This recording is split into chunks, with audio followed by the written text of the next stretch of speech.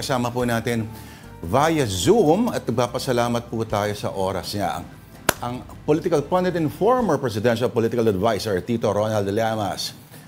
Maraming salamat. Alam ko, Tito Ronald, kararating mo lang sa kung saan man yan. Hindi natin dapat sabihin. Pero pinagbigyan mo kami dahil bitin kami sa usapan ninyo kahapon. Si Denise, kasama pa rin natin. Denise Tan. Good afternoon, sir. Magandang araw, Denise, Lord. Para nasa kabilang kwarto. Ito ay alas 2:30 ng umaga. Oh my God. Yan ang jet lag na tinatawag. Okay. Oh, Tito Ronald. Ewan ko na eksaktong June 19, ang araw ng panunumpa niya 2 years ago. Sa araw din yun, siya nagbitiw, nag-anunsyo ng kanyang resignation. Tito Ronald, ito 2 years, nung panahon ninyo, ang Vice President, si VP Binay ay nag-resign sa HUD-C and advisor sa OFW Affairs, if I'm not mistaken, after 5 years. So, at yung kay VP Binay ay inanunsyo yun shortly after, hours after inanunsyo ng Pulse Asia na siya ang most trusted government member. So, ang 5 years na may timing na ganun paglabas versus ito, anibersaryo ng kanyang panunumpa as VP, ay pwede mo bang i-compare, halimbawa, ang galawan ng dalawang ito? Well, itong kay VP Sara, long overdue eh.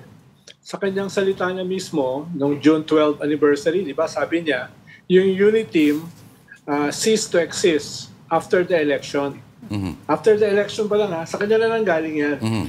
Yung kay VP Binay naman, nag-resign siya after 5 years dahil mukhang yung kanyang suspecha, yung mga investigasyon sa kanya sa Senado, kung maalala mo, medyo mahaba yung investigasyon na yun, no?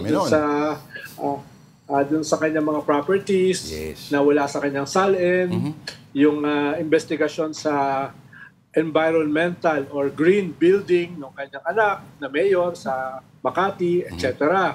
So nakita niya na medyo tinutulig sana siya ng gobyerno, kaya minabuti na niyang umalis after 5 years.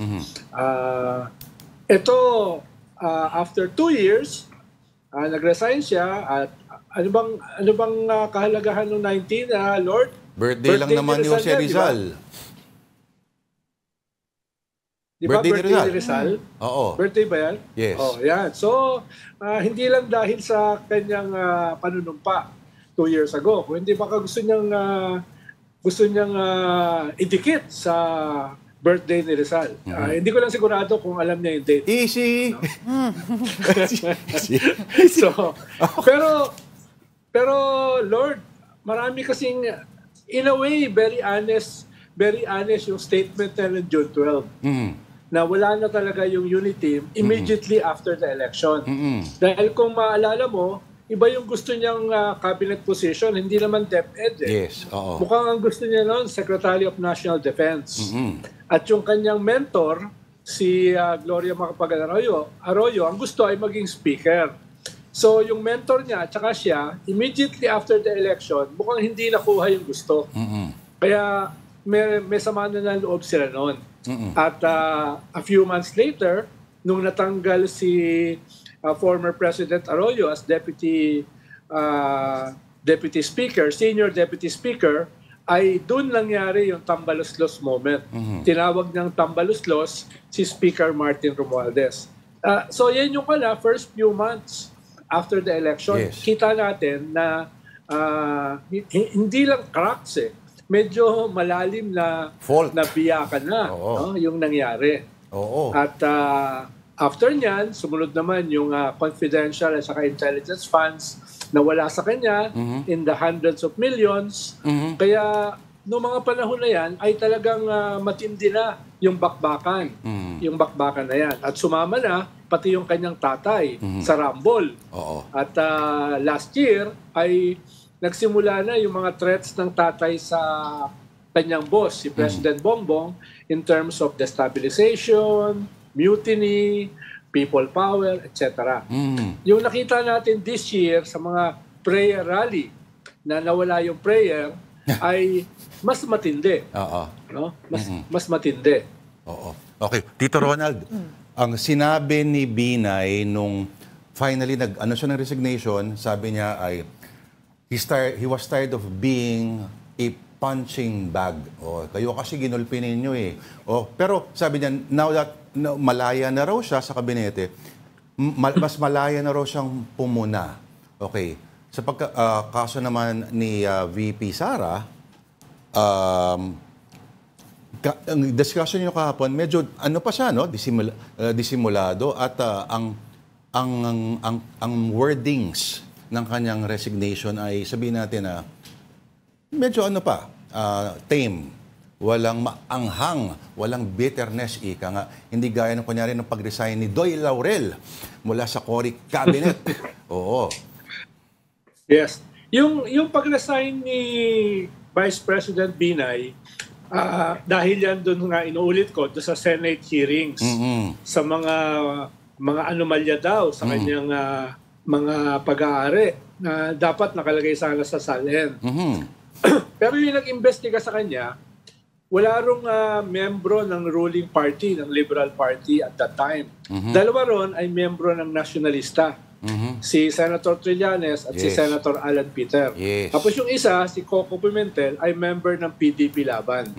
No? So, pero ang siguro sama ng loob ni BP Binay ay dahil yung inaasahang makakalaban niya sa eleksyon ay si Mar Rojas na miyembro ng Liberal Party. So, ang tingin niya ay baka merong hidden hand si Mar Rojas dun sa mga nag-imbestiga sa kanya sa Senado na hindi miyembro ng Liberal Party. Nako. So, para lang i-contextualize natin yung nangyari kay Vice President Binay. Oo, tama. Dito kay Sara, ang una niyang binanatan ay si Speaker Martin Romualdez na hindi lamang pinsan ni President Bongbong, parang siya yung tumatayo na de facto na political strategist or political operator.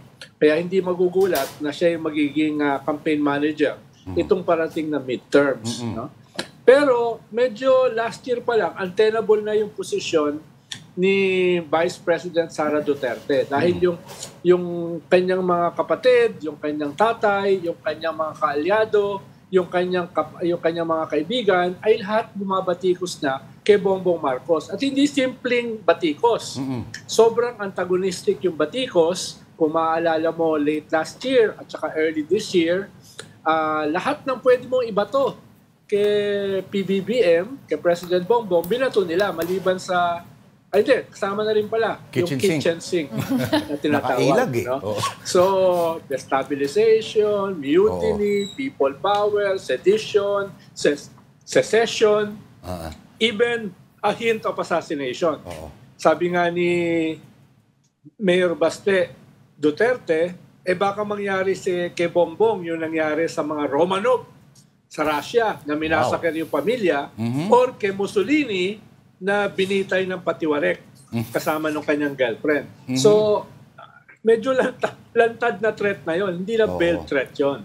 So, lahat talaga ng pwedeng ibato kay BBM na mga kamag-anak, kaalyado, kaibigan ni Vice President Sara Duterte ay ginawa na nila. So, very sharp, very antagonistic na talaga yung away. Wala namang maniniwala na si Vice President Sara Duterte ay walang ugnayan doon sa kanyang mga kamag-anak, sa kanyang kapartido, sa kanyang mga kaalyado, at sa kanyang mga kaibigan. Kaya very unsustainable na, untenable na yung kanyang posisyon. At nakita natin, mismo si First Lady Lisa Marcos ay bumanat na early this year. No? Isa pang defining moment yun Dahil yung First Lady na mismo ang bumanat. Sinubukang imasahe ni President Bongbong Marcos yung banat ng kanyang asawa, pero mahirap na imasahe. So, all those things weren't lost on the Vice President. Dito Ronald. Nung rally kay Kibuloy, nandun din siya, di ba? Yes. Ano yung sinisigaw ng mga followers ni Kibuloy habang nandun si Vice President Sara Duterte? Murang bigas. Ibagsak ang presidente, wakasan ang presidente, tapusin ang presidente. So talagang medyo protracted yung ganong klaseng weird na kalagayan ni Vice President Sara Duterte. Pero kaya hindi nakakagulat. Tito Ronald, sorry Tito Ronald alam mo, kahit sa dinami-dami ng investigations against VP Binay, even then, hindi bumaba yung kanyang ratings. In fact, Yes. hanggang nung kampanya ng 2016, mataas pa rin ang ratings siya. It was not until a candidate from Davao nag-emerge na biglang nag-iba yung mga kwento ng mga numero or nung si Grace po dumating din. Ano? Pero anyway, ito ba, okay, kung ikukumpara mo, kung kung nagtagal ba si VP Sara, let's say, parang tiisan, patagalan na doon, ano magiging, sabi mo kasi kapon, tama ka, no? Malaking risk itong ginawa niya. Versus, steady ka lang. Steady lang siya doon sa cabinet position na yun. At tingin ko kasi last year, sinusubukan niyang ibalanse yung pananatili niya as cabinet secretary ng pinakamalaking departamento sa gobyerno, yung DepEd. Dahil nawala na yung kanyang daan-daang milyon na intelligence at saka confidential fund, kung mawawala pa sa kanya yung DepEd, baka mawala na siya ng entablado, baka mawala na siya ng makinarya na pwede niyang gamitin sa 2028 presidential election. So yun yung sinusubukan niyang ibalanse. Kahit malinaw na marami na siyang policy differences sa presidente, lalong-lalo na sa foreign policy, kahit malinaw na lahat ng kanyang kaalyado ay kalaban ng kanyang boss, ay sinusubukan pa rin niyang balansehin. Pero habang ginagawa niya yan, nagsisimula na rin bumaba yung kanyang approval ratings. Halimbawa, yung last survey 2 months ago, yan yung pinakamalaking pagbaba niya. Negative 15 sa Visayas na dapat bailiwick niya. Negative 11 sa Balance Luzon. Negative 3 sa NCR. At pinakamalaki ang kanyang pagbaba dun sa Class D and E na traditionally base ng mga Duterte. So tingin ko, ang tingin niya ay hindi na niya kayang balansehin dahil bumababa na siya. So, yung kanyang pag-resign is also part of political calculation. Na ang tingin niya, pag siya ay nag-resign at lantaran na siya maging leader ng opposition, baka mapigilan yung kanyang pagbaba sa ratings at baka mapigilan yung pagkaubos ng kanyang base. No? Pwedeng ganun yung kanyang calculation. Kaya ginawa niya yan. Ngayon, pwede na siyang mamuno sa oposisyon na pinamumunuan ng mga Duterte. Pwede na siyang talagang diretsuhang bumanat sa gobyerno. Baka sa kanyang calculation, mas makakatulong yan sa kanilang base at sa kanya going into the midterms. Huwag nating kalimutan, in a few months, filing of candidacy sila. Kaya tingin ko hindi yan spontaneous. Hindi yan simpleng bugso ng damdamin. Yan ay bahagi ng political calculation na pwedeng maging bahagi ng political strategy going into the midterms and beyond sa 2028. Pero Tito Ronald, with everything that is happening right now, no, talking about strategy or whatever advice that kung ikaw yung political advisor to VP Sara, ano yung sasabihin mo kaya sa kanya? Ay sinabi ko na last year, Denise, no, na kung meron siyang political sense at meron siyang political integrity at meron siyang self-respect, dapat last year pa siya nag-resign. Dapat last year pa siya nag-consolidate nung kanyang political base. Ngayon kasi yung kanyang political base halos ubos na eh.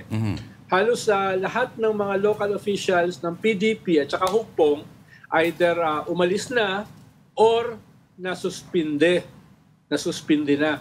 Katulad ng governor ng Davao del Norte, si Governor Hubahib. Katulad ng mayor ng Cebu City. Katulad ng governor ng Bohol, etc. etc. So yung mga natira, nag-aalisan na ng kusa dahil baka sila naman ang masuspinde o matanggal.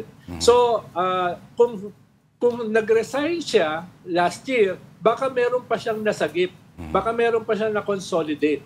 Ikalawa ay yung confusion ng kanilang base. Halimbawa, kung papakinggan mo yung tatay, si Duterte, nakailang tumbling na. Banat, suporta kay President Bongbong. A week ago, nagsalita na naman siya, nagtumbling na naman siya. Sabi niya ay hindi niya binabanatan ng gobyerno. Tapos halos kasabay niya, bumanat naman uli si Mayor Baste Duterte na 2 weeks earlier ay nag-backpedal din na para nagsasend ng peace offering o feelers kay President Bongbong. Pero last week, bumalat na naman uli. So, yung base nila nako-confuse. Tapos si Vice President Sara, ang kanyang statement ay no comment. No? So, yung kanilang base, hindi lang si Lord ang nalilito. Pati yung base nila nalilito eh. No? Kaya, yung ginawa niya ngayon, isang attempt para linawin na talaga yung kanilang political positioning at eventually, yung kanilang political strategy. Ang tingin ko lang, baka mas maganda kung ginawa niya yan last year. Baka mas maganda para sa kanila. No? Para sa kanyang base, sa kanyang political leadership. Tito Ronald, ang dami pa namin gustong itanong, pero kapos ang ating oras. Kung nasaan ka man ngayon, Tito Ronald, mag-ingat ka and hope to see you soon. Maraming salamat sa oras mo. Walang tulog. Maraming salamat din, Lord Denise. Pero mukhang hindi niyo pa ako papatulugin dahil pinapahintay pa ako ng alas 4 ng umaga. May susunod pa ng programa. Iba talaga pag mahusay eh. Salamat sa oras mo, Tito Ronald Llamas, ang dating Presidential Advisor for Political Affairs, ang ating resident pundit. Thank you, Tito Ronald.